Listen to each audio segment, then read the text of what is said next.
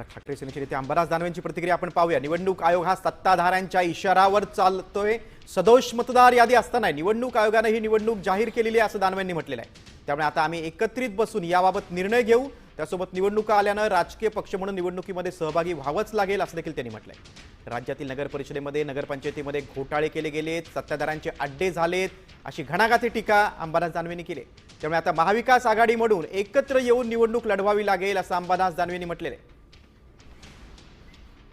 निवडणुकीला तर सामोरं जावं लागेल, परंतु ज्या पद्धतीनं घाई आणि मतदार याद्याचं पूर्णपणे पुनर्निरीक्षण न करता दुबार तिबार मतदार याच्यातून न गाळता मतदार यादी बनवणं हे खरं तर मोठं पाप आहे म्हणाल मी। हे चुकीचं काम नाही, हे पापच आहे।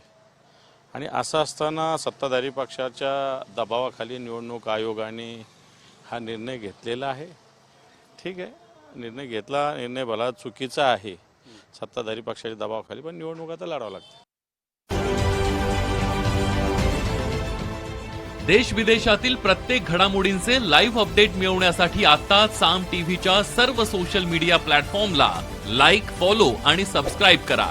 तसंच सर्व नोटिफिकेशनसाठी बेल आयकॉन प्रेस करायला विसरू नका।